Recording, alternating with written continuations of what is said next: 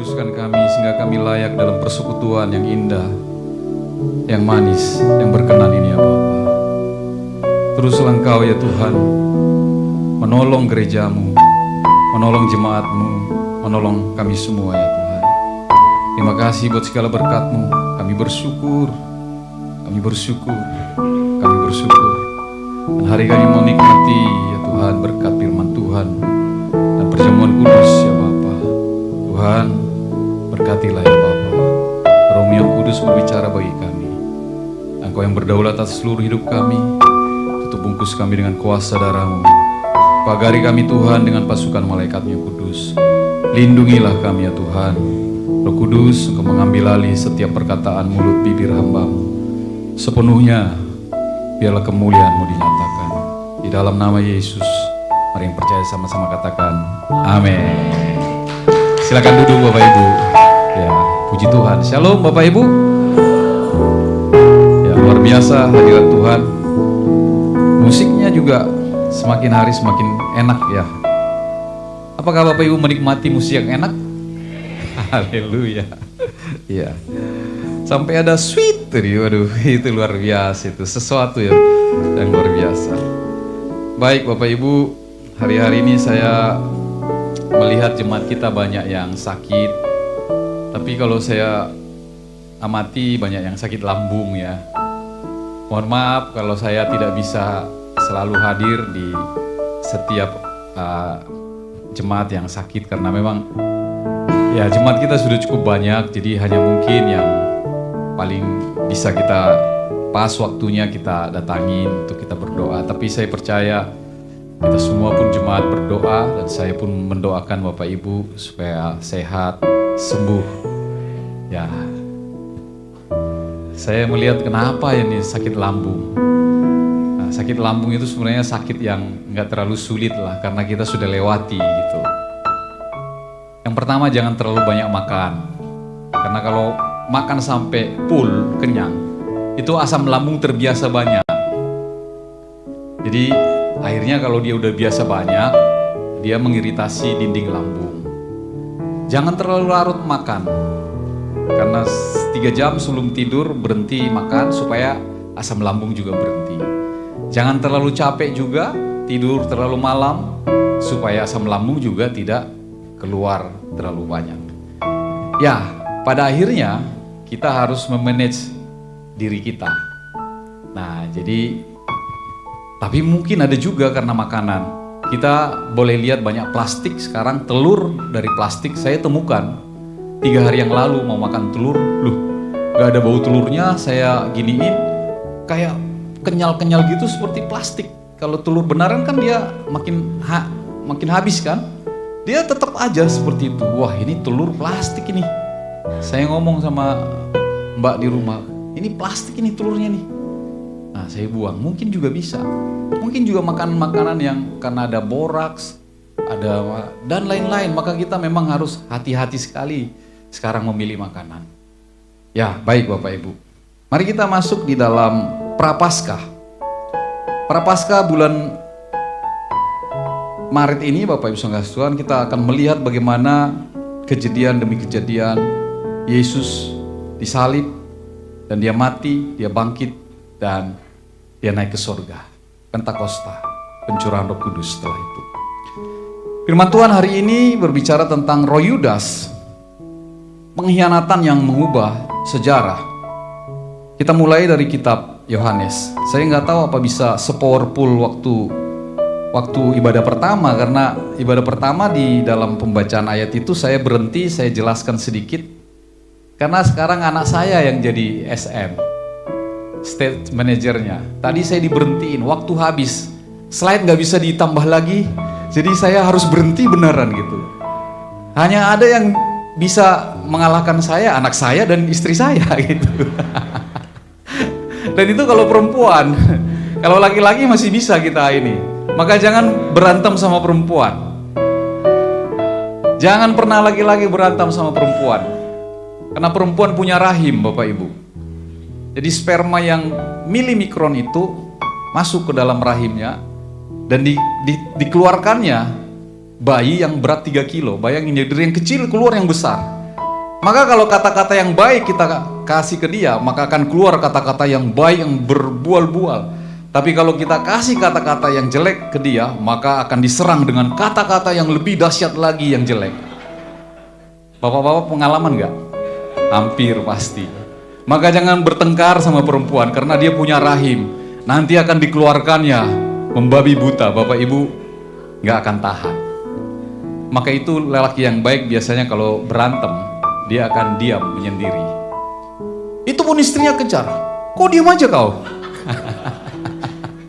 Padahal dia menjaga supaya jangan terjadi kekerasan. Karena laki-laki kalau nggak bisa menahan emosinya, maka terjadi kekerasan. Dia sengaja pergi ke sudut atau pergi dia atau tidur dia meredakan masalah. Tapi kalau perempuan dia akan keluarkan lagi itu karena dia punya rahim. Mengerti Bapak Ibu? Sekarang kita baca Yohanes pasal 12 ayat 1 sampai 8. Saya bacakan bagi kita. Saya lanjut aja terus karena saya khawatir nanti di stop saya di tengah jalan karena waktu habis.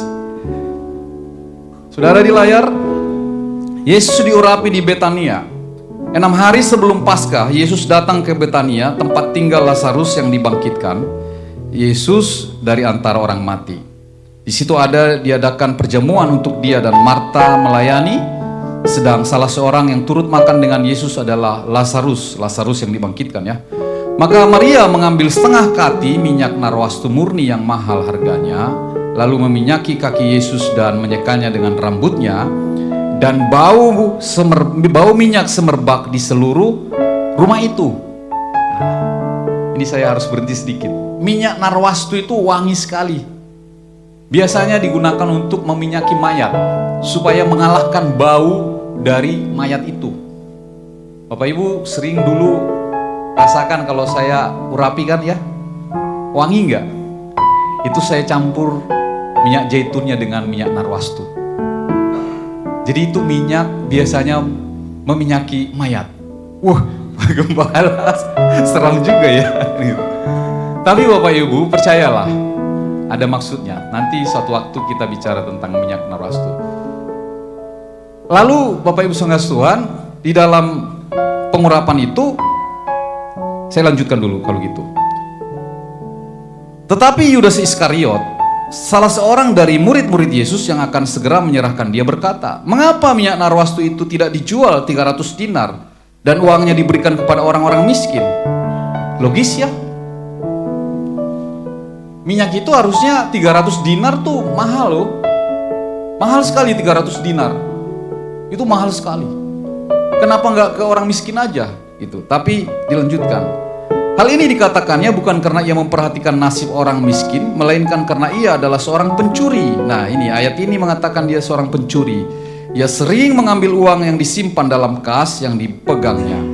Maka kata Yesus, biarkanlah dia melakukan hal ini mengingat hari penguburanku. Jadi Yesus itu sepertinya memblok. Jadi dia ngomong sesuatu yang logis. Yesus bilang, nggak apa-apa. Biarkan dia mempersiapkan hari penguburanku. Nah itu dia. Karena orang-orang miskin selalu ada padamu, tetapi aku tidak akan selalu ada padamu. Nah itu dia. Kira-kira kejadian itu membuat Yudas sepertinya tidak dianggap. Karena dia berpikir logis, tapi Yesus berkata, nggak apa-apa boros. Dia mempersiapkan hari penguburanku. Sekarang kita lompat dulu supaya nggak terlalu lama nanti supaya bisa habis slide-nya. Yohanes 13 ayat 18 sampai dengan ayat yang ke-30 saya bacakan buat kita. Bukan tentang kamu semua aku berkata, aku tahu siapa yang telah kupilih, tetapi haruslah genap nas ini. Orang yang makan rotiku telah mengangkat tumitnya terhadap aku. Aku mengatakannya kepadamu sekarang, juga sebelum hal itu terjadi, supaya jika hal itu terjadi kamu percaya bahwa akulah dia. Aku berkata kepadamu sesungguhnya barang siapa menerima menerima orang yang kuutus, ia menerima aku. Dan barang siapa menerima aku, ia menerima dia yang mengutus aku. Nah ini dulu powerful banget nih ayat ini, zaman dulu. Ada Oma Cici nggak ya? Nggak ada ya, nggak ada Oma Cici. Jadi katakan barang siapa menerima yang kuutus, dia menerima aku, kata Yesus. Barang siapa menerima aku, kata Yesus, dia menerima yang mengutus aku. Dulu kalau datang pendeta ke rumah kita, sintua atau apapun itu kita benar-benar persiapannya luar biasa. Dulu kami masih di gereja yang lama, kalau sintuanya datang, mama itu bilang, minggu depan sintua Pasar Ibu, harus ada amangnya, nggak boleh bilang, misalnya saya Pak Irwan, nggak boleh hanya Pak Irwannya, harus ada amang sintua Pasar Ibu. Lalu kita beli solar, kita bersihin lantai kita solar itu, supaya nggak ada kecoa yang lewat dan segala macam bakteri di situ. Nanti amang Pasar Ibu datang, udah disiapin pilihan teh, kopi, pisang goreng, roti, dan lain-lain. Waktu dia masuk itu bekas kakinya pun kita lihat tuh bekas kakinya, kita pegang tuh bekas kakinya, kita cium. Karena wangi, dia hamba Tuhan. Seperti itu dulu penghargaan kita. Firman ini, barang siapa menerima orang yang kuutus, ia menerima aku, kata Yesus. Barang siapa menerima Yesus, dia menerima Yesus, menerima yang mengutus Yesus, yaitu Bapaknya. Nah, itu Bapak Ibu. Jadi, ya kalau bisa sih zaman sekarang pendeta dihargai sedikit lah gitu. Tapi zaman sih berubah, nggak ada masalah. Anak-anak Gen Z apalagi, pendetanya di belakangin aja. Dia makan lewat aja dari pendetanya. Biasa aja, nggak terlalu baperan kita pendeta sekarang. Tapi setidaknya Bapak Ibu kan berdoa buat saya kan? Puji Tuhan, tepuk tangan bagi Tuhan Yesus. Ya, saya lanjutkan. Yesus memperingatkan Yudas. Ayat 21, setelah Yesus berkata demikian, ia sangat terharu lalu bersaksi, aku berkata kepadamu, sesungguhnya seorang di antara kamu akan menyerahkan aku. Murid-murid itu memandang seorang kepada yang lain, mereka ragu-ragu siapa yang dimaksudkannya. Seorang di antara murid Yesus, yaitu murid yang dikasihinya. Siapa itu? Yohanes. Bersandar dekat kepadanya di sebelah kanannya, di sini kanan. Misalnya ya, di sini. Kepada murid itu Simon Petrus memberi isyarat dan berkata, tanyalah, karena dekat ya, tanyalah siapa yang dimaksudkannya. Murid yang dekat Yesus itu berpaling dan berkata kepadanya, Tuhan, siapakah itu? Jawab Yesus, dialah yang kepadanya aku akan memberikan roti sesudah aku mencelupkannya. Sesudah ia berkata demikian, ia mengambil roti dan mencelupkannya dan memberikannya kepada Yudas, anak Simon Iskariot. Dan sesudah Yudas menerima roti itu, berarti Yudas itu dekat dengan dia. Tidak ada dikatakan harus melewati orang, dicelupkan berarti dikasih. Di sebelah kiri. Tidak biasa Yudas ada di samping. Karena Yesus itu bersaudara dengan Yohanes, dengan Yakobus, dan Petrus, anak Zebedeus. Mereka ini anak-anak Zebedeus. Biasanya tiga itu ada di sampingnya. Kali ini ada bendaharanya duduk di sampingnya, yaitu Simon. Dan sesudah menerima roti itu, ia kerasukan iblis. Nah, maka Yesus berkata kepadanya, apa yang hendak kau perbuat, perbuatlah dengan segera.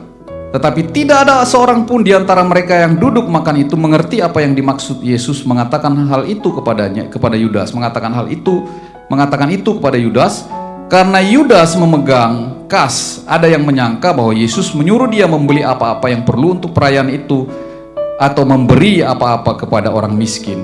Yudas menerima roti itu, lalu segera pergi. Pada waktu hari itu sudah malam. Dimulai dari pengurapan itu. Yudas tidak diterima kata-katanya. Lalu perjamuan itu. Sejak itu Yudas pergi kepada imam-imam kepala, kepada Kayafas, dan kepada ahli-ahli Taurat. Apa yang terjadi sebelum Yesus mati? Setelah permufakatan itu, maka Yudas mati duluan. Matius pasal 27, ayat yang kita lanjutkan, ayat yang pertama sampai dengan ayat yang 10. Yesus diserahkan kepada Pilatus dan kematian Yudas. Ketika hari mulai siang, semua imam kepala dan tua-tua bangsa Yahudi berkumpul dan mengambil keputusan untuk membunuh Yesus. Mereka membelenggu dia, lalu membawanya dan menyerahkannya kepada Pilatus, wali negeri itu. Pada waktu Yudas menyerahkan dia, melihat bahwa Yesus telah dijatuhi hukuman mati, menyesallah ia, lalu ia mengembalikan uang yang 30 perak itu kepada imam-imam kepala dan tua-tua. Dan berkata, aku telah berdosa karena menyerahkan darah orang yang tak bersalah. Tetapi jawab mereka, apa urusan kami dengan itu? Itu urusanmu sendiri. Maka ia pun melemparkan uang perak itu ke dalam bait suci, lalu pergi dari situ dan menggantung diri. Nah, di ayat yang lain nanti diceritakan bagaimana dia menggantung diri. Ayat 6, imam-imam kepala mengambil uang perak itu dan berkata, tidak diperbolehkan memasukkan uang ini ke dalam peti persembahan, sebab itu uang darah. Sesudah berunding, mereka membeli dengan uang itu tanah yang disebut tanah tukang periuk untuk dijadikan tempat pekuburan orang asing. Itulah sebabnya tanah itu sampai pada hari ini disebut tanah darah. Dengan demikian genaplah firman yang disampaikan oleh Nabi Yeremia. Mereka menerima 30 uang perak, yaitu harga yang ditetapkan untuk seorang menurut penilaian yang berlaku di antara orang Israel. Dan mereka memberikan uang itu untuk tanah tukang periuk, seperti yang dipesankan Tuhan kepadanya. Saya akan mulai dari, kalau tadi di ibadah pertama saya mulai menjelaskannya di awal untuk membuatnya di belakang. Karena saya khawatir waktunya nggak cukup, maka saya berpedoman kepada slide ini, baru nanti di belakang saya menjelaskannya. Kita lihat slide yang kedua. Mengapa Yudas dipilih? Pertanyaan ini juga pasti muncul di dalam kita masing-masing. Mengapa kita dipilih? Nah, Bapak Ibu Saudara Tuhan, dikatakan di sini kita juga dapat bertanya mengapa kita sendiri dipilih, mengingat hati kita dan menyadari kelemahan kita. Pasti kita juga bertanya, kok saya dipilih ya? Saya sering bertanya, Tuhan siapa saya? Kenapa Tuhan pilih saya menjadi alat-Mu untuk memberitakan firman-Mu, bahkan melayani pekerjaan-Mu sebagai gembala? Sering bertanya, karena saya lemah. Pasti kita juga begitu, kita semua ada kelemahan. Nah itu dia. Nah, Yesus itu maha tahu, dia tahu karakter Yudas sejak semula.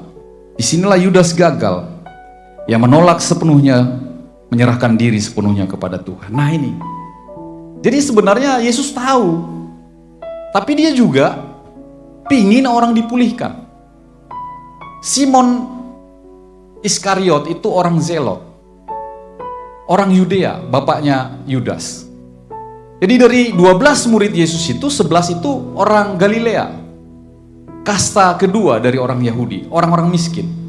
Hanya satu yang orang yang bangsawan, orang Judea, yaitu Yudas bin Simon Iskariot, orang Judea, orang Zelot. Orang Zelot ini dipelesetkan orang menjadi orang jealous, orang yang iri hati, orang yang kecewa. Tuhan itu kadang-kadang suka bercanda kalau dipikir-pikir. Kenapa dia pilih 12, satu dari bangsawan, megang kas lagi, megang keuangan. Karena memang biasanya yang jadi bendahara itu orang-orang kaya, Bapak Ibu. Benar ya Pak Delia? Amin. Itu. Memang biasa gitu orang-orang kaya. Dan kalau kita lihat Bapak Ibu Saudara Tuhan, mengapa Yudas dipilih? Sesungguhnya Yesus itu selalu menginginkan pemulihan dari setiap pribadi.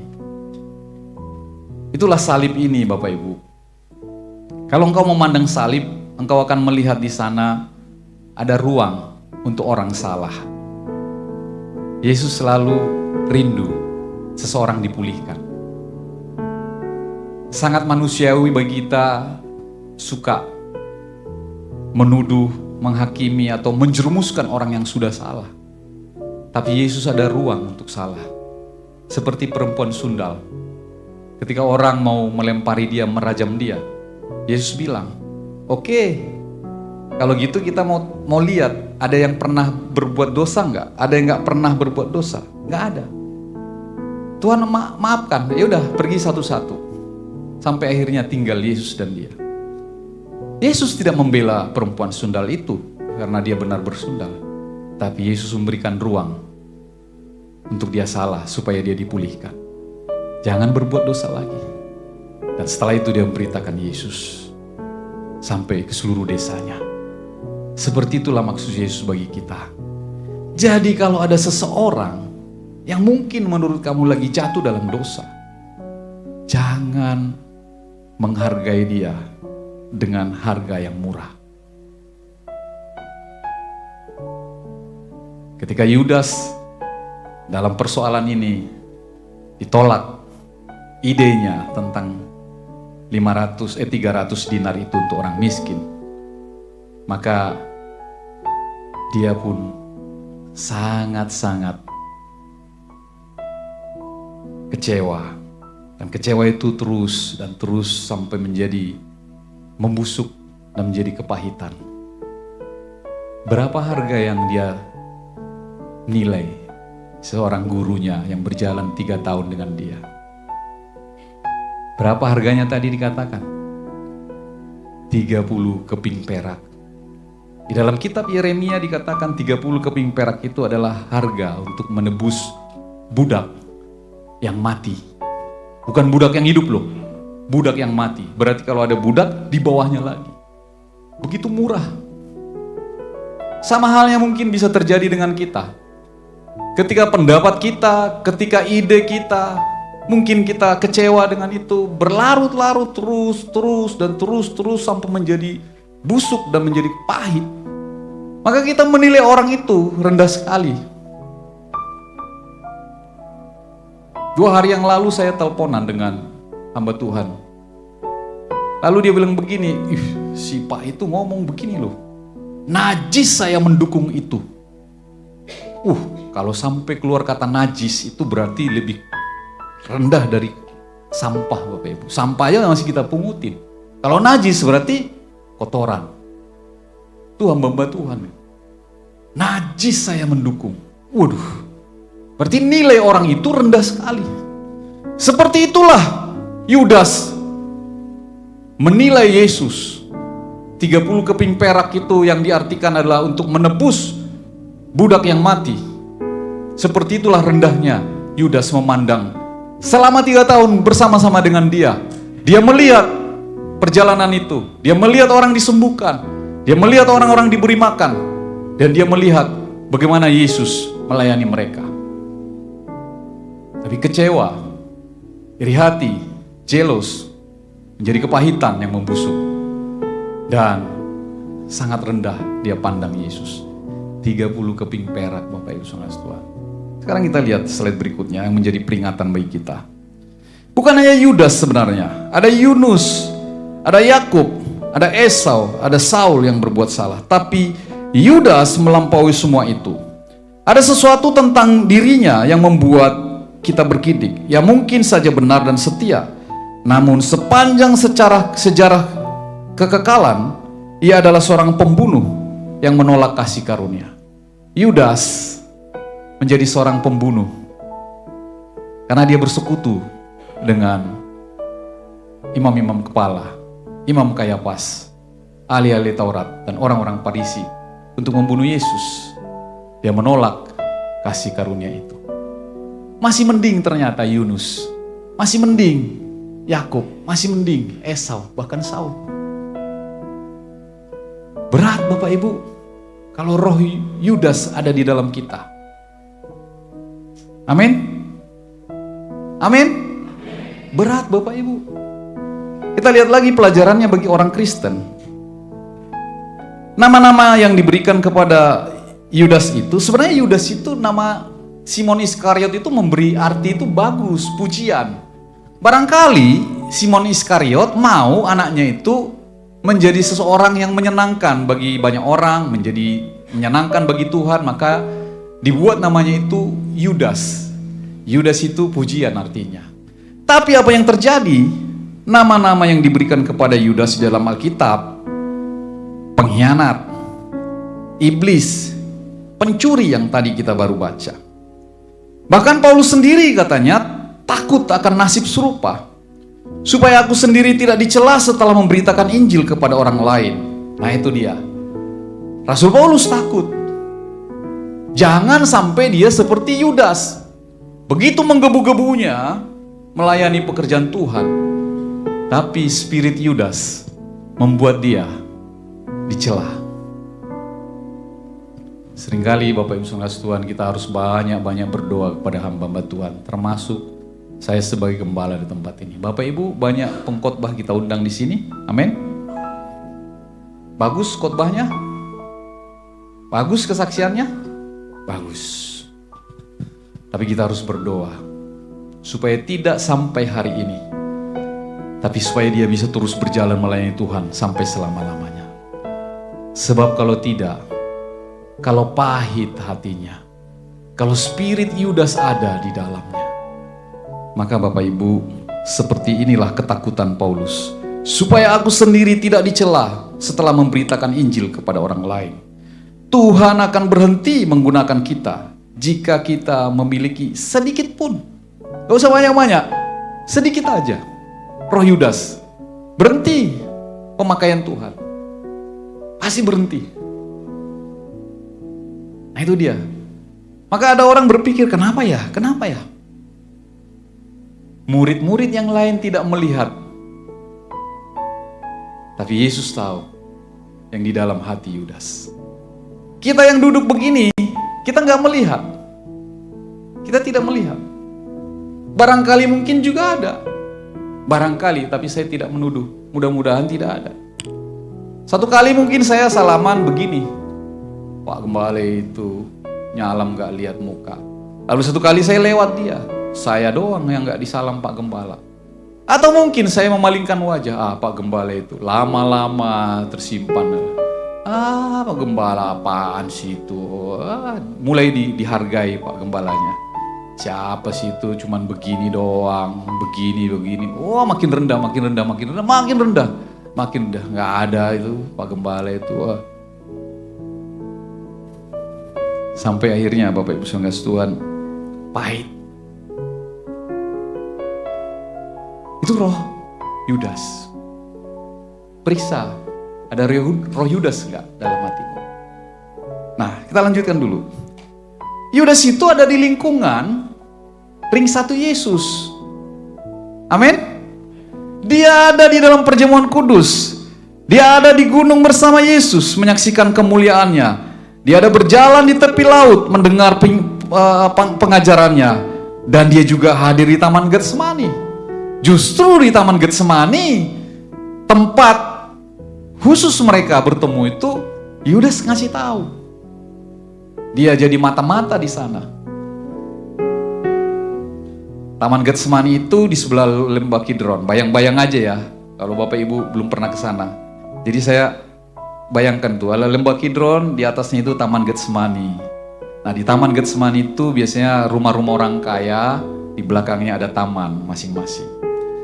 Yesus dan murid-muridnya kan dicari-cari oleh imam-imam kepala. Mereka pakai kata sandi untuk ke sana, jadi nggak semua orang tahu. Yudas lah yang ngasih tahu, dia intelijennya. Dibocorkan rahasia itu. Nah, karena dia sudah bermufakat dengan Imam Kayafas dan orang-orang Farisi. Nah, sekarang kita lihat. Setelah semua pengaruh surgawi dari anak Allah, ia menjualnya dengan perak dan mengkhianatinya dengan ciuman. Tidak ada yang dapat menjawab dosa selain kelahiran kembali. Jadi Bapak Ibu Saudara Tuhan, di Timur Tengah itu orang kalau berteman itu dicium. Kita waktu tiba di Mesir itu di bandara banyak orang berciuman, bukan laki-laki dengan perempuan, tapi laki-laki dengan laki-laki karena teman, dicium pipi kanan. Harus bunyi. Kalau cuman begini kayak kita, nggak laku di sana. Harus benar-benar kayak Pak Delis, pipinya kan tembem tuh. Saya harus cium. Gitu. Itu baru teman akrab. Kalau belum bunyi nggak akrab tuh. Tapi dalam hati siapa yang tahu? Seperti itulah kematian Julius Caesar. Waktu di sidang Senat Romawi itu. Dicium, tapi pisau masuk ke dalam. Cus. Mati. Begitulah orang yang bermufakat untuk membunuh karena kepahitan. Spirit Yudas. Kita lihat berikutnya. Jadi lingkungannya gak cukup. Biar kita seperti ini ada di gereja, rajin pelayanan, belum tentu Bapak Ibu sekalian Tuhan. Belum tentu. Isi hati kalau sudah kecewa dan membusuk menjadi kepahitan. Boleh pakai jas kayak kita begini, tapi isi hati jangan pahit Bapak Ibu. Amin Bapak Ibu. Mulai lihat bagaimana ternyata kematian Yesus itu dimulai dari kecewa. Mulai tahu, sama di rumah tangga juga bisa hancur. Dimulai dari kecewa. Suami merasa tidak dihormati, istri merasa tidak dicintai dan tidak didengar. Lama-lama busuk, jadi pahit. Dia memandang rendah suaminya, dia memandang rendah istrinya. Nah, mate maho, matilah kau dalam hatinya, bisa sampai sebegitu dalamnya Bapak Ibu Saudara. Saya bisa memahami ini karena saya gembala, beruntung. Ya ada jemaat yang datang kepada saya sampai seperti itu. Biarlah mati dia itu katanya. Masa kau doain suamimu mati? Mati aja lah dia itu. Pahit Bapak Ibu. Jealous. Pahit. Spirit Yudas. Spirit yang pahit. Kemunafikan. Pelajaran ketiganya. Dosa yang paling dibenci Yesus adalah kemunafikan. Janganlah sesat, Allah tidak membiarkan dirinya dipermainkan, karena apa yang ditabur orang itu juga dituainya. Tuhan tahu isi hati kita. Lurus, tulus, atau lawannya, munafik. Nah, maka nggak banyak orang yang tulus hati Bapak Ibu yang ditemui. Tapi Tuhan mau kepada orang-orang yang tulus. Karena dibanding dengan apa di sini? Dibanding dengan pendosa, dibanding dengan perempuan berzina, dibanding dengan pencuri yang di kayu salib, yang di sebelah kanannya Yesus itu. Tapi menghadapi orang munafik itu, ia tidak pernah, mana ini? Naikin sedikit. Ya, ini. Ia tidak dapat menunjukkan kelembutan kepada mereka. Yesus gak main-main sama orang munafik. Orang berdosa, penjina, dia masih kasih ruang. Apalagi orang yang pencuri dikatakan di kayu salib, isi Simon tuh, di kayu salib Simon juga namanya. Yesus kasih ruang. Tapi orang yang munafik, dia gak ada kelembutan. Maka itu Yesus selalu keras dengan orang-orang Farisi, imam-imam kepala, dan imam-imam Kayapas, imam Kayapas. Keras Yesus untuk berbicara sama mereka. Karena dia tahu isi hati mereka, munafik. Tapi dia lebih baik memberi ruang kepada orang yang berzina, kepada orang mendosa, kepada orang yang mencuri, daripada orang yang munafik. Sekarang mulai paham Bapak Ibu? Mulai paham? Maka kita bersihkan hati kita. Pelajaran keempatnya, dosa itu berkembang perlahan. Mungkin awalnya hanya ambisi alami. Karena Yudas juga pikir, kalau Yesus jadi raja benaran, maka dia sebagai bendahara, mungkin dia berpikir jadi menteri keuangan. Simpel aja sebenarnya awalnya. Tapi karena itu berjalan terus, membuat itu menjadi sesuatu ambisi yang berlebihan. Dia mau apa kata dia. Dan pelajaran yang kelimanya, ketidakjujuran di situ karena jarak pendek dari ambisi dengan ketidakjujuran itu, maka terjadilah pengkhianatan, yaitu menjual Tuhannya. Ikutin layarnya, ikutin saya bicara supaya ini bisa cepat. Jangan hukum saya dengan waktu habis, tapi ikutin juga saya. Enak kan kalau sama anak kita kan, nggak tersinggung, paling nanti di rumah dia bilang, wah apa ini gitu, enak sekali. Kami udah biasa latihan seperti itu, makanya mamanya senyum-senyum kalau kami udah berdebat. Pelajaran ke-6, dosa itu perlahan tapi pasti. Lukas 22 ayat 3-6 mencatat setan masuk ke dalam Yudas.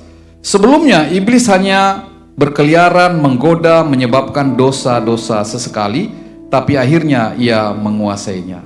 Kalau pernah nonton film Yudas, itu memang ular itu digambarkan dari samping. Dia terus, lama-lama sampai satu waktu dia berbicara kepada Yudas. Seperti itu Bapak Ibu. Godaan itu selalu datang tidak dalam jangka pendek. Godaan itu pelan-pelan. Digoda. Sampai kita menikmati godaan itu lalu kita terperangkap di sana. Nah itu dia. Dosa itu seperti itu. Halus-halus, tipis-tipis, makin tebal sampai kita terperangkap di sana dan kita akhirnya sudah tidak bisa keluar lagi. Sekarang kita masuk perspektifnya Yudas, perspektif yang baru tentang Yudas. Nah, saya bersyukur tadi berhenti sampai di sini. Nah, sekarang ini Yudas menjual Yesus bukan karena ingin kaya, tapi karena kecewa. 30 keping perak, harga ganti rugi seorang budak yang mati ditanduk sapi. Bapak Ibu, kira-kira berapa banyak orang budak yang mati ditanduk sapi? Gak banyak lah. Ditanduk sapi maksudnya. Berarti itu serendah itulah Yesus dihargai. Mati ditanduk sapi itu gak banyak. Berarti itu sangat-sangat rendah Yesus dihargai. 30 keping perak itu tidak membuat Yudas menjadi kaya. Kalau kita lihat, dia orang kaya, dia bangsawan, lahir dari bangsawan. Jadi nggak menjual itu karena kaya. Tapi kenapa nanti kita lihat? Nah, jumlah itu sangat murah, bahkan menghina. Lalu mengapa ia menjual Yesus dengan harga budak? Jawabannya, ini bukan perkara uang, melainkan apa? Sama-sama baca, melainkan kekecewaan yang mendalam. Spirit Yudas, hati-hati. Prapaskah ini, kau harus berhati-hati dengan ini. Dimulai dari kekecewaan. Makin mendalam, membusuk, lalu kepahitan, dan perencanaan pembunuhan. Terus, kekecewaan yang membusuk. Pengkhianatan sebesar itu sangat jarang terjadi secara tiba-tiba. Ini adalah puncak gunung es dari emosi yang sudah lama terpendam. Tidak mungkin mendadak. Seorang murid yang 3 tahun makan, tidur, dan menyaksikan mujizat Yesus tidak mungkin tiba-tiba menjualnya. Benar Bapak Ibu? Dia tahu Yesus baik. Itu sebabnya menyesal dia ketika Yesus dihukum. Sebenarnya pada dasarnya kita pun pingin menjadi orang baik. Amin. Tapi iblis seperti tadi menawan hati kita dari kekecewaan kita. Iblis gak bisa bekerja sendirian. Harus juga bekerja sama dengan kekecewaan itu. Tapi benar Yudas, dia menyesal. Karena sebenarnya dari hati kecilnya masih ada ruang kebaikan yang bisa dibuka. Tapi selama ini dia tutup. Sampai akhirnya pada waktu Yesus dihukum, barulah terbuka itu. Nyesal juga ya. Ternyata dia baik. Banyak orang yang bercerai, ketika bercerai dia coba membuka ruang yang baik. Dia lihat, oh iya, dia baik. Ada sisi baik orang yang sudah ribut dengan dia lalu bercerai. Oh iya, dia baik. Ada kebaikannya. Kalau kita melihat masa lalu kita dengan gelap, maka kita bisa melihat juga masa yang akan datang itu gelap. Tapi kalau kita melihat masa lalu kita dengan terang Tuhan, maka kita bisa melihat yang akan datang itu menjadi baik karena terang Tuhan. Amin Bapak Ibu. Jadi jangan selalu melihat masa lalu itu gelap. Berhenti sampai di saya. Katakan, berhenti sampai di saya. Kalau ada kutuk nenek moyang dan lain-lain, boleh masa lalu. Tapi berhenti sampai di saya. Karena darah Yesus sudah menebus saya.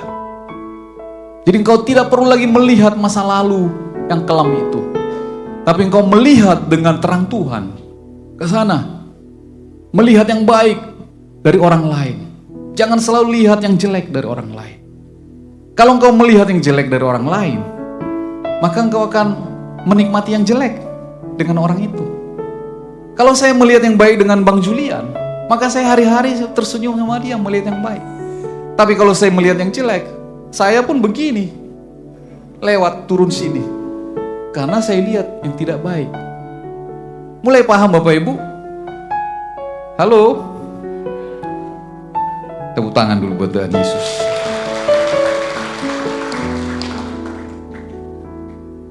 Sampai mana tadi? Sampai lewat nih. Oh ini, tidak mungkin mendadak. Itu nominal yang menghina.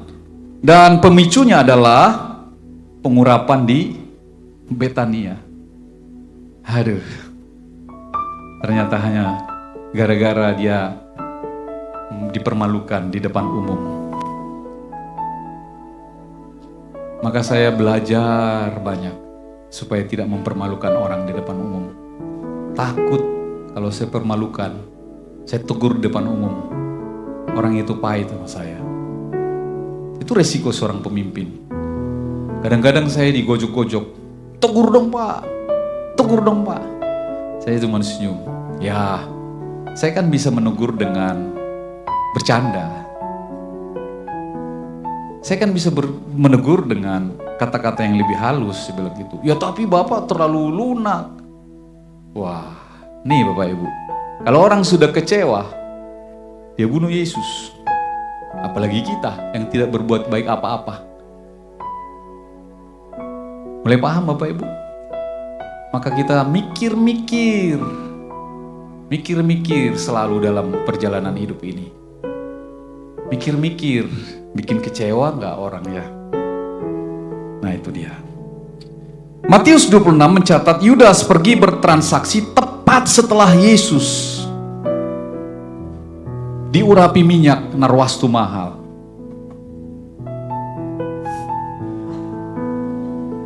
Saat Yudas memprotes pemborosan itu, karena logikanya dia itu boros, Yesus menegurnya, biarkanlah dia.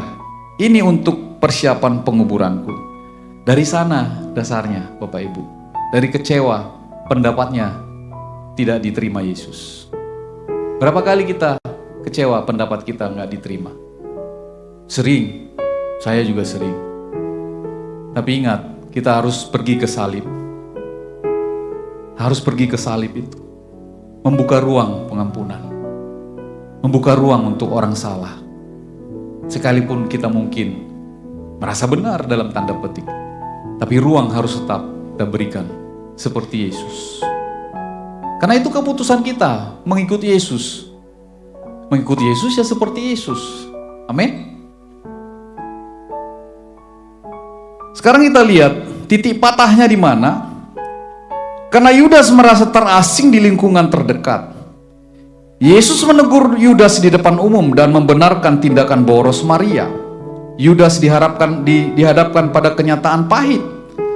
Nilai yang ditolak itu logikanya untung rugi tadi. Tapi benar untung. 300 dinar itu mahal. Tapi ditolak. Nah itu yang membuat dia rasanya nilai yang ditawarkan dia benar, tapi ditolak. Kemudian suara yang tidak dihargai. Ia adalah bendahara ring 1, tapi pendapatnya diabaikan. Seringkali terjadi dengan kita juga Bapak Ibu. Wah, pendapat saya diabaikan. Paling gampang kita lihat suami istri lah. Saya kan istrimu, kamu lebih dengar temanmu. Saya suka bercanda juga sama Bu Rita. Dia suka bilang, kalau Om Boy yang ngomong mah dia dengar. Tapi kami udah biasa dengan ketawa-ketawa. Biasa. Seringkali begitu Bapak Ibu. Kita merasa orang lain lebih didengar daripada kita. Atau kita nggak didengar, padahal kita orang terdekat. Begitu atau bukan? Begitu ya? Budaya yang berbeda. Komunitas Yesus menghargai kasih dan pengorbanan. Tak masuk akal. Bukan perhitungan logis. Nah ini dia nih. Ini. Budaya yang berbeda ini. Kadang-kadang itu membuat kita bingung. Ini kita masuk ke organisasi keagamaan. Lalu di organisasi itu kita seakan-akan begini, nggak ada kasih dan pengorbanan di sana. Kita semua by prosedur, by system. Kemarin 2-3 hari yang lalu kami rapat di BPD, cukup keras. Mereka berargumen tentang pendeta atau staf atau yang sudah pejabat PDP, PDM, PDT yang tidak bayar iuran. Kalau nggak bayar iuran setahun dipecat. Berargumen. Saya kadang mikir, ini organisasi keagamaan tapi kok mikirnya begitu ya. Lalu saya minta bicara. Saya bilang, saya mau ngomong Pak. Kita ini organisasi keagamaan, komunitas kasih. Tolong beri ruang salah bagi orang. Kalau orang belum bayar setahun, jangan langsung pecat. Tolong panggil. Kalau memang dia nggak mau lagi, ya sudah, dia memang yang mau dipecat. Tapi kalau dia nggak punya uang, kita harus pikirin. Dia bukannya nggak mau bayar, tapi dia nggak punya uang. Jangan kira kalau orang jadi pejabat PDP, PDM, PDT itu punya uang. Bapak Ibu, saudara kasih Tuhan, komunitas kita ini dibanding dengan perhitungan logis si Yudas. Seringkali kita juga gitu. Maka kita merasa terasing di sana. Ketika seseorang merasa logikanya selalu ditolak dan tidak lagi nyambung dengan budaya sekitarnya, rasa kecewa mulai membusuk. Yudas mengkhianati Yesus karena ia merasa sudah menjadi orang asing dalam komunitas rohaninya. Bisa loh, kita ada di dalam, tapi kita merasa asing. Bisa. Nah, hati-hati spirit Yudas menyerang kita di sana. Maka itu Bapak Ibu saudara Tuhan, kita harus banyak-banyak berdoa. Kemudian puncak kejahatannya, ciuman menjadi senjata pembunuh. Kecewa membusuk menjadi dendam. Ia membiarkan luka hati berubah menjadi dendam kesumat yang menguasainya. Tetap dia ada di inner circle itu. Dia ada sama-sama. Duduk manis dalam perjamuan kudus. Hati penuh kepahitan, bibir penuh dengan pujian. Saya ingatkan kita Bapak Ibu. Kalau engkau ada dalam perjamuan kudus, ini bukan perkara ringan perjamuan kudus ini. Ini berbicara tentang karya Tuhan bagi kita. Darahnya, tubuhnya. Jadi sebelum engkau menerima ini, maka engkau benar-benar datang kepada Tuhan, minta ampun. Jangan sampai kita menerima perjamuan kudus dengan hati yang pahit Bapak Ibu. Karena engkau akan menerima yang buruk. Nanti kita bacakan waktu perjamuan kudus. Kan selalu saya bacakan. Selalu bacakan ayatnya dulu. Supaya Bapak Ibu hati-hati. Banyak orang yang sakit dikatakan. Bahkan tidak sedikit yang mati. Karena itu judulnya bukan perjamuan kudus ayat yang dibacakan. Judulnya perjamuan makan yang salah. 1 Korintus pasal 11 itu judul perikopnya. Perjamuan makan yang salah, bukan perjamuan kudus judulnya.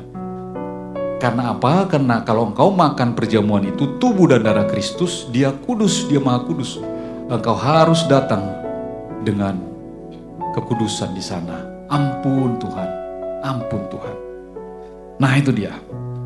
Kemudian ciuman sebagai pengkhianatan, memakai simbol kasih terdalam sebagai tanda kematian bagi Tuhannya. Kita lihat Yudas menikam Yesus dari jarak yang sangat dekat sambil tetap memakai topeng seorang sahabat, bahkan seorang murid dikatakan. Pengkhianatan terburuk datang bukan dari musuh luar tetapi dari orang terdekat di dalam. Yang terakhir Bapak Ibu sebelum kita masuk dalam perjamuan kudus, cerminan untuk kita. Nah ini yang terakhir, cerminan untuk kita. Saat kita kecewa dengan Tuhan atau terluka dengan komunitas gereja, seringkali kita juga tidak sekedar pergi. Ada orang yang memang pergi, dia keluar, dia bawa kepahitan itu. Ada juga yang tetap, tapi sebenarnya hatinya sudah nggak di sini. Nah, itu dia, ada kata pergi. Kadang kita memelihara kepahitan itu sampai membusuk. Dia tetap duduk di kursi gereja, aktif dalam pelayanan, tapi sinis. Senyum aja susah, sudah sinis. Tetapi di dalam hati penuh pemberontakan, bibir memanggil Tuhan, tapi hati Dia itu mah menyebalkan saya. Kira-kira gitu ya Bang ya. Nah, terus diam-diam menyalibkan, terus menyalibkan dia dengan kepahitan kita. Jangan biarkan roh Yudas bersemayam di hatimu. Bawa kekecewaanmu kepada salib, bukan kepada kegelapan. Tuhan Yesus berkati kita. Mari kita semua bangkit berdiri. Haleluya. Menyembahmu Tuhan dan Rajaku, memujimu Yesus kekasih jiwaku, mengikutimu seumur hidupku, di hadiratmu bahagiaku penuh. Kita siapkan perjamuan kudus Bapak Ibu Saudara kasih Tuhan. Mari kita masuk dalam pujian ini. Kita ulangi dari awal. Ku rindu diam di bait-Mu, menikmati anugerah-Mu, di hadirat-Mu bahagiaku penuh. Yesusku, Kau kerinduanku, menyembahmu, menyembahmu, angkat suaramu. Tuhan dan Rajaku, memujimu, Yesus kekasih jiwaku, mengikutimu seumur hidupku, di hadirat-Mu bahagiaku penuh. Terima kasih Bapa yang baik, hamba-Mu telah selesai berbicara untuk kami dapat memperbaiki cara hidup kami, supaya kami mampu penuh dengan hikmat surgawi untuk merenungkan, menelaah, dan mengerjakan setiap benih firman-Mu ya Bapa. Biarlah kami terus diperbaharui di dalam iman dan percaya kami.